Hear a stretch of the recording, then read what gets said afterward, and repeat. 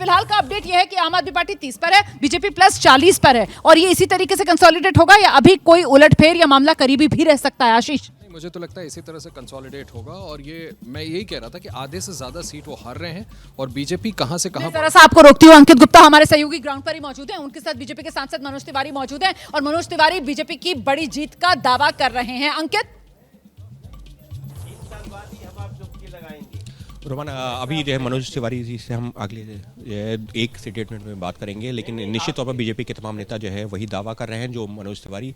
और दिलचस्प यही है कि जिस तरीके से इस वक्त जो है बीजेपी का जो है पूरा नेतृत्व, ठीक है, जब वो जुड़ेंगे मैं दोबारा आपके पास आऊंगी। फिलहाल आशीष आप अपनी बात पूरी कर लीजिए। वैसे बस इतना बताते चलूं कि खासतौर से जो पूर्वांचली वोटर है उसको बीजेपी के पाले में लाने के लिए बीजेपी की तरफ से बड़ी जिम्मेदारी मनोज तिवारी को दी गई थी और खूब वो मेहनत करते हुए ग्राउंड पर नजर आए। जी हाँ, बिल्कुल। मैं कह रहा था कि देखिए बीजेपी कहां से कहां पर गई है, 39-40 जो भी रहती है। अरविंद केजरीवाल अगर अपना चुनाव करीबी मामले से बचा भी लेते हैं, आपको याद होगा आम आदमी पार्टी और तमाम विपक्ष ने प्रधानमंत्री मोदी की कितनी आलोचना की थी जब 1,52,000 के आसपास किसी तरह वोट से उन्होंने बनारस की जीत अपनी दर्ज की थी। लोगों ने कहा था बड़ा शर्मनाक है, प्रधानमंत्री की स्थिति हो गई। अब अरविंद केजरीवाल की क्या स्थिति, और अगर कहीं हार जाते हैं तो आप सोचिए कि ये चेहरे पे ऐसा मतलब काली पोतने जैसा समीकरण बन सकता है कि अरविंद केजरीवाल चुनाव हार जाए और आम आदमी पार्टी 36 बहुमत वाला आंकड़ा हासिल कर ले। नहीं, मुझे वो होते हुए नहीं दिख रहा है। और मैं आपको एक और बात कहना चाहता हूँ। थोड़ी देर पहले मैंने मेरे सवाल पर पंकज जी इतना मुस्कुराए सर। नहीं, ऐसा असंभव है। अगर आम आदमी पार्टी की सरकार बनेगी तो केजरीवाल जीतेंगे, उसके बाद बनेगी, लेकिन जरूरी नहीं है कि अगर उनकी बनती है, जो लगता नहीं है इस वक्त बन रही है। आम आदमी पार्टी 31 पर है, बीजेपी प्लस 39 पर आ गई है। ये मामला तो करीबी भी रह सकता है, ऐसा लग रहा है। नहीं रोमाना जी, ये बिल्कुल स्पष्ट होता हुआ दिख रहा है और ये कुल मिलाकर आदरणीय प्रधानमंत्री जी का मैजिक है और केजरीवाल जी का ट्रेजिक है। मोदी मैजिक, केजरीवाल के लिए ट्रैजिक, ये कह रहे हैं प्रोफेसर विशाल मिश्रा। और कुल मिलाकर यही तस्वीर अभी तक, ये सियासी संदेश जो शुरुआती रुझान ही अभी इसको मैं कहूं, हालांकि 3 घंटे की गिनती पूरी होने वाली है। मुकेश केजरीवाल जी, अब शुरुआती नहीं है, अब लगभग बीच का रास्ता तय कर चुका है। 11 बजने वाले हैं और लेकिन एक ट्रेंड और बदल रहा है। अब देखिए कि अभी इतनी देर में ही ½ % वोट आम आदमी पार्टी का बढ़ गया जो इलेक्शन कमीशन पे, और 43% हो गया, और बीजेपी का थोड़ा घट गया। तो ये जो अंतर था अब 4.5% का है। 2% तक में तो 2% ज्यादा पाने वाले भी पीछे रह जाती है कई बार सीटों में, लेकिन 5% से ऊपर होता है। लेकिन मैं ये कहूंगी सर, वोट परसेंटेज को लेकर लोकतंत्र के अंदर ज्यादा गुणा भाग करने की जरूरत नहीं है। क्यों?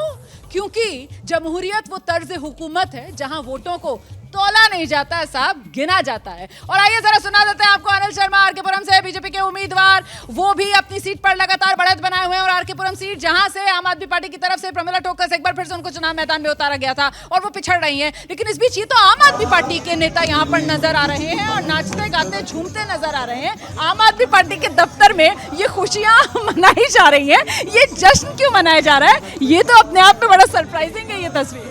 ये मैं समझ नहीं पा रहा हूँ किस बात का जश्न मना रहे हैं। प्रफुल्ल की बात सुनकर खुश है। एडवांटेज एज आम आदमी पार्टी, प्रफुल्ल की बात से ये खुशी मने।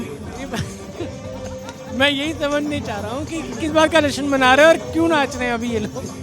अरविंद केजरीवाल वो अपनी सीट से पीछे चल रहे हैं, सिटिंग सीएम आतिशी जो है वो अपनी सीट से पीछे चल रही हैं। आम आदमी पार्टी जो जादुई आंकड़ा बहुमत वाला है 36 का, उससे पीछे 31 पर है। लेकिन ये गजब की तस्वीरें आ रही हैं आम आदमी पार्टी के दफ्तर के अंदर, वहां पर नाच गाना और झूमना देखने के लिए मिल रहा है। देखिए, अभी उन्होंने हार नहीं मानी है और ना ही वो टीवी देख रहे हैं। उनको भी पूरा विश्वास है कि अभी 12 बजेंगे, 1 बजेंगे, पूरा रिजल्ट आएगा। जब तक इसी इलेक्शन कमीशन पूरा डाटा नहीं दे देता वो तब तक अपना जश्न मनाते रहेंगे।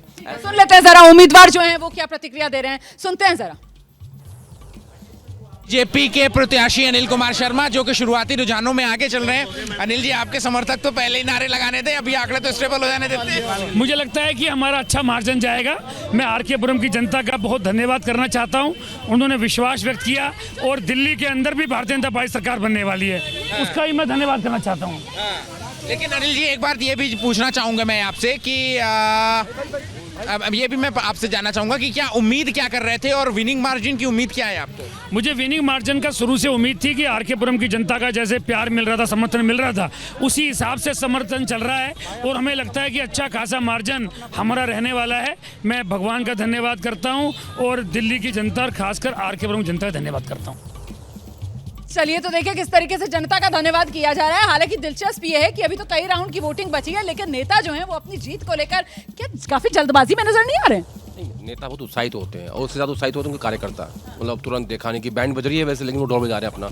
लेकिन आपको ना एक उदाहरण देता हूँ आपको, स्ट्रैटेजी डिकोड करने की कोशिश करते हैं। संगम विहार सीट है, 8 राउंड, हाँ, तो यहाँ पे 8 राउंड की काउंटिंग हो चुकी है, 19 राउंड टोटल हैं। बीजेपी को यहाँ 23,000 वोट पड़ा है, आम आदमी पार्टी को 22,000 पड़ा है और कांग्रेस पार्टी को 7,400 वोट पड़ा है। अगर मैं आम आदमी पार्टी और कांग्रेस पार्टी का वोट जोड़ दूं तो इनका जो वोट है बीजेपी से ज़्यादा हो जाता है। ये थी स्ट्रैटेजी कांग्रेस और बीजेपी की। ये बता रहे हैं आदेश किस तरीके से यहाँ पर आम आदमी पार्टी और कांग्रेस का अलग अलग लड़ना जो है वो आम आदमी पार्टी के लिए भारी पड़ रहा है। बिल्कुल भारी पड़ रहा है आम आदमी पार्टी के लिए, और मुझे लगता है कि इससे पहले भी तो 2 विधानसभा चुनाव हुए ना, 15 हो गया, 20 हो गया, कौन सा आम आदमी पार्टी कांग्रेस के साथ चुनाव मिलकर लड़ी है? कांग्रेस को ये क्लैरिटी इस बार थी रुमाना कि उनको आम आदमी पार्टी को ही हराना है।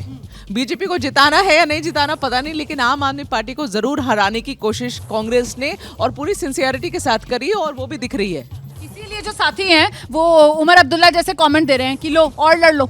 हाँ, वो कमेंट तो बिल्कुल सही है, पर मेरा ये मानना है कि जो एक आम तौर पे मान लिया जाता है कि कांग्रेस को जो वोट मिल रहा है वो आम आदमी पार्टी को जाता, मैं इससे थोड़ा सा एक अलग भी तस्वीर देखता हूँ कि एंटी इनकम्बेंसी वोट कहीं ऐसा भी हो सकता है। अगर 7% मिलता है तो 2-3% ऐसे भी लोग हैं कि आम आदमी पार्टी से नाराज हैं, वो कांग्रेस नहीं होती तो हो सकता है बीजेपी को दे देते, तो हो सकता है 2% 3% वो बीजेपी को बढ़ सकते थे अगर आम आदमी पार्टी कांग्रेस नहीं लड़ रही होती गंभीरता से या जैसे भी लड़ी वो। तो मुझे इस बात से इत्तेफाक नहीं है कि पूरी तरह से आम आदमी जो कांग्रेस नहीं होती तो इसका फायदा आम आदमी पार्टी को मिलता।